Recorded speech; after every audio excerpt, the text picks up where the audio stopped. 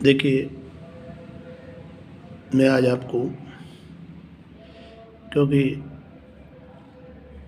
Course पूरा कराना है, इस दृष्टि से पुनः HRMD human resource management and development, इस पर एजुकेटिव डेवलपमेंट क्या होता है, अधिशासी विकास। देखिए, प्रबंधकीय कार्य को वर्तमान में परिस्थितियों में पेशे एज ए प्रोफेशन के रूप में मानते हैं और इसलिए हमें उसको प्रभावी बनाने के लिए प्रबंधन में ज्ञान, कुशलता आदि प्राप्त करते हैं। इसलिए हम ये कह सकते हैं या पदोन्नति के अवसर से भी उनको लाभ दे सकते हैं।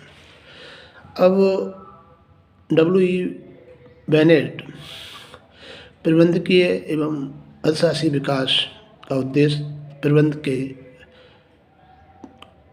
पेशेवर कुशलता में वृद्धि करना, ऐसे व्यक्तियों का चयन करना जिनमें नेतृत्व के गुण विद्वान हों, उन्हें प्रबंधकीय पेशा सिद्धांत से अवगत कराना है। इस सिद्धांत का उपयोग करने की विधि से प्रशिक्षित करना या निर्देशित करना व्यक्तियों के विकास के लिए यह दृष्टिकोण से उनका विकास होना चाहिए। लॉरेंस प्रबंधकीय विकास एक ऐसा कार्यक्रम से है जिसमें प्रबंधकीय ज्ञान और प्रबंधकीय विकास की प्रगति से है। कहने का मतलब है कि प्रबंधकीय ज्ञान और उसके विकास में डेवलप करना अधिशासी एजुकेटिव विकास कहते हैं। अब दूसरा यह ये कहें निष्कर्ष तौर प्रबंधकीय विकास का तात्पर्य उस प्रगति से है जो एक प्रबंधक अपने अंदर प्रबंध कौशल को प्राप्त करने में प्राप्त करता है। संस्था की प्रबंध की विकास को समुचित प्रशासन की व्यवस्था करती एवं प्रबंध की प्रगति और विकास के पथ पर अग्रसर होता हो। कहने का मतलब है कि एक ऐसा एजुकेटिव ऑफिसर होना चाहिए। एजुकेटिव डेवलपमेंट तभी होता है जब प्रबंधकीय ज्ञान में वृद्धि, संस्था के हितों का ध्यान रखना, उन्हें कार्मिकों को प्रशिक्षण देना, प्रगति एवं विकास से संबंधित तथ्य अधिशासी विकास में आते हैं। अब इनकी आवश्यकता क्यों पड़ी? देखिए, अभी आप निम्न चित्र में के मार बताता हूँ मैं। इसमें होता है निर्णय चातुर्य, कार्य ज्ञान और सामान्य ज्ञान। इंटर पर्सनैलिटी स्केल होता है एक अन्य आवश्यकता अदर्स नीड्स होती है और विशिष्ट व्यक्तिगत आवश्यकताएं इंडिविजुअल नीड। अब अपने को इसकी आवश्यकताएं क्यों पड़ी? ये इसको अपन ये कह सकते हैं, इसकी नीड कह दें, उद्देश्य कह दो, ये आवश्यकता कह दो। तो संगठन में कार्यरत व्यक्तियों को आगे बढ़ाने हेतु प्रोत्साहन करने के लिए ये सबसे बड़ा महत्वपूर्ण तथ्य है कि जो संगठन में जो व्यक्ति कार्य कर रहे हैं उनके प्रोत्साहन और उनकी योग्यता को आगे बढ़ाने के लिए, वर्तमान में कार्मिकों की पदोन्नति के अवसर प्रदान करने के लिए, और ये जब आदमी योग्य हो जाएगा तो उसको कार्य के बारे में जानकारी हो जाएगी तो उन्हें पदोन्नति का लाभ भी दिया जाएगा। संगठन की वर्तमान संरचना में सुधार और एजुकेटिव डेवलपमेंट होने से संस्था के वर्तमान जो ढांचा होता है, उसकी जो संरचना होती है, उसकी जो कार्यशैली होती है, उसमें कुछ सुधार होगा और उससे रचनात्मक सुधार होते हुए संस्था अपने हितों के बारे में ज़्यादा जागरूक होगी।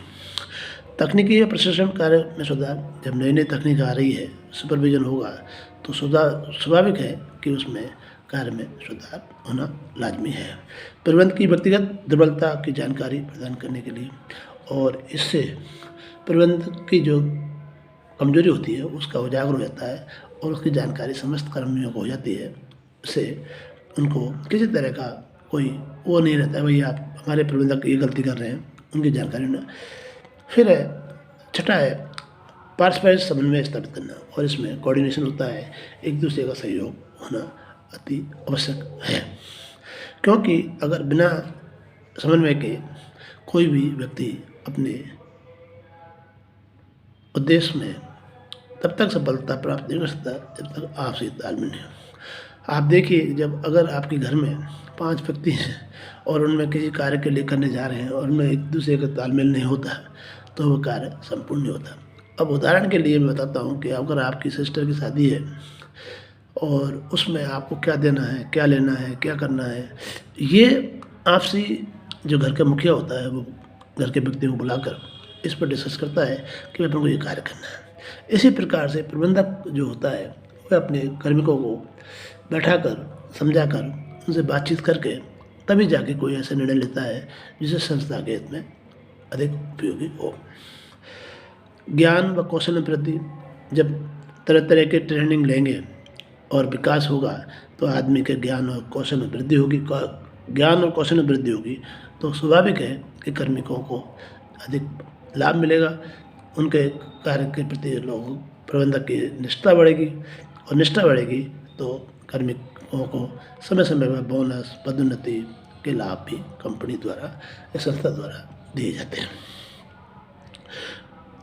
कनिष्ठ प्रबंधक को इस योग श्रेष्ठ ढंग से कार्य करना, और जो जूनियर मैनेजर होते हैं वो जब ये उनको ये अवगत हो जाता है कि भाई ये संपूर्ण स्थिति में है तो वे ढंग से कार्य करते हैं। और प्रबंधक संगठन के मध्य स्तर से प्रबंधक को जितनी अधिक हो सके उतनी जानकारी प्रदान करना, और प्रबंधक द्वारा अपने समस्त कार्मिकों को समस्त प्रकार की सूचनाएं आदान प्रदान समय समय पर अपने कार्मिकों को उपलब्ध कराता है, जानकारी देता है कि भाई आज सपोज करिए कि हमारे कोई नया इंस्ट्रूमेंट आया है, तो नई कोई ऐसी मशीन आई है उसके बारे में हम नहीं जानते, तो हम उनके बारे में जो कुशल एक्सपर्ट व्यक्ति होता है उसको बुलाकर हमारे कार्मिकों को बताते हैं कि भाई ये मशीन आई है और उसमें इस तरह से उत्पादन करना है, ऐसे इसको ऑपरेट करना है, ताकि किसी प्रकार की कोई समस्या हो तो वो अपने प्रबंधक द्वारा अपने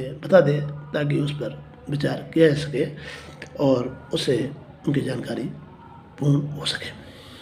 अब है संगठन के उच्च एवं मध्य स्तरीय अशासियों की प्रतिमा को उजागर करता है, और ये इससे संस्था के जो मध्य और उच्च स्तरीय जो अधिकारी होते हैं उनके प्रतिभाओं को उजागर करता है, उनको मौका मिलता है, और अंतर्राष्ट्रीय और स्तर पर ख्याति प्राप्त होती है। आर्थिक एवं सामाजिक स्तर पर भी हम संपूर्ण एवं प्रबल होते हैं। थैंक्स।